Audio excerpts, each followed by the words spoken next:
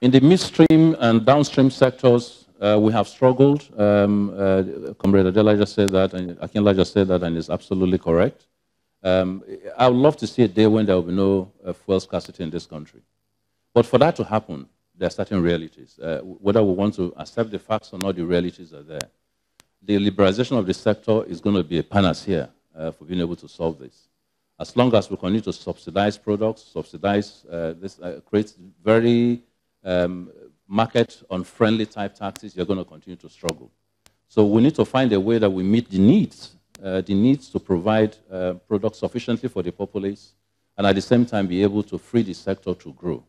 Investments are lacking in this sector. We've been working on trying to rebuild the 3 refineries, or 4 refineries are owned by NNPC. We got that approval from His Excellency Mr. President in 2016, January. NNPC has struggled in terms of being able to find the financials. Financials have finally been found, but now to find the terms, to agree on terms have been difficult. But knock on wood, we're actually having a meeting on this tomorrow, and I'm hoping that hopefully by end of this year, end of next first quarter next year, we would have completed the commercial aspects of this financial undertaking, which is probably in excess of 2-point-something billion, and finally be able to allow private sector collaborate with NNPC and repair these refineries and bring back 450,000 barrel capacity refineries back into shape. That is going to be the solution, one of the first solutions to solving the fuel crisis. We're not going to trade our way out of fuel crisis by bringing sufficiency, by expanding reserves, by loading up at extravagant costs, which costs the Federation a lot of money. That is not the solution. The solution is to get the refineries to work.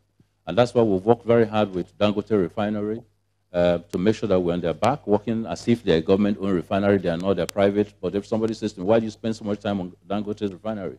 I say, because first, it's a Nigerian. 2, it is important for Nigeria. And 3, it helps solve my crisis. You know, now, if he delivers at in 2020, like it's projected, he will bring in 600,000 barrels capacity refining into this country. Add to that to the 400,000 from NNPC, we will be processing about 1 million barrels of refining, away from about 80,000 barrels capacity that we're doing today. Then we'll become a net exporter of refined petroleum products. We need to go back to that model. That is the model that every OPEC country is shooting for. In addition to that, we're also working with Niger Republic to do a refinery up in Katsina. That's still going through the diplomatic processes. It's going to be private sector funded. We're also working with Ajib to look at a refinery in Bayelsa. As far as I'm concerned, 2 things must happen. Refineries must come to Nigeria or become prevalent in Nigeria. We need to process a lot more of the crude that we process here. And I've served notice to oil companies who have been very complacent in enjoying the fact of producing barrels of oil and shipping them out and making money out of it. That the time will come soon when domestic obligations will exist for them to supply crude, albeit at international pricing, to these refineries. We cannot ship out crude when there are refineries needing them here for purposes of survival. So we need to, so there are certain fundamental policy dislocations that must come in place for this to happen. But it's an area where we're working hard. I spend this energy on refining because every day I open the paper somewhere and somebody says, well, he promised that if it doesn't happen. Well, I mean, if living brings product to the Nigerian populace, gladly. But that is not the issue. The issue is that until you fund the refineries, until you build the refineries, until you find the investors and they work, you're not going to be able to solve the problem. I'm mindful of that. I'm working very hard with NNPC. This is driving that process. I'm a policy driver. They are the mechanics of this process. But I do know that they've worked very hard on trying to find investors. We're going to continue. What is important is that for the first time, the president was able to say, I meant money. And I think nobody's even giving attention to that. Everybody's saying, when will it be done? But no government, 1 penny has been spent on any refinery. So every effort we're making is to go find private investors to collaborate with us, save the country money, and then be able to put these refineries in working order. Because every time that we've done in the past, it's always come up with stories.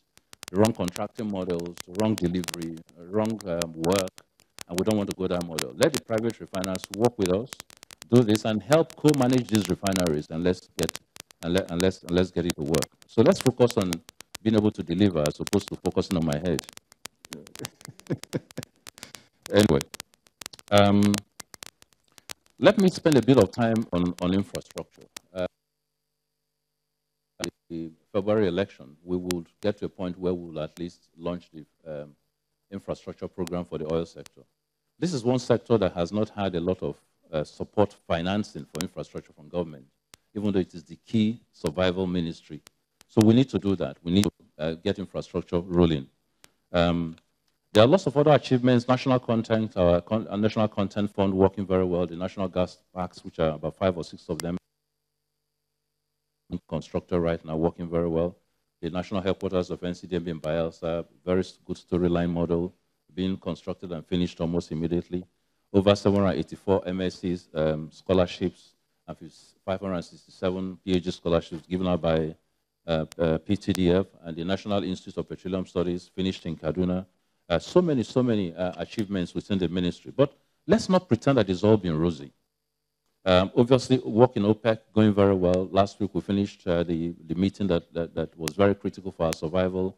We went in, and for the first time in OPEC history, we lost $30 of our pricing within a period of 1 month. And the issue was how we're going to get. I'm glad that OPEC found it fit to have Nigeria lead the conversations with Saudi Arabian minister came here. When we get to OPEC, to try and find solutions. And they wanted to take a back seat. We succeeded in finding a new agreement with Russia. I think prices have escalated back from $59 to about 65, hopefully rising to 70. So we're thankful for that. But looking ahead, critical issues we must address: removal of subsidy and how do we deal with it? Liberalization of the downstream sector, refineries revamp we must complete, increasing crude oil production to about 2.5 million barrels must be a target we must push. Domestic gas and crude supply obligations we must pursue. Transparency in FAC remittances so that there are no disputes between the assembly, governors and us in terms of what we made and what we sent from NNPC. That needs to be addressed. Partnering for uninterrupted power supply, working with oil companies is key. Environmental cleanups we've started in Ogoni, we need to extend to other areas. Infrastructure revamp in the sector, key. Community empowerment programs, key. There is no paucity of work in this sector. Thank you very much.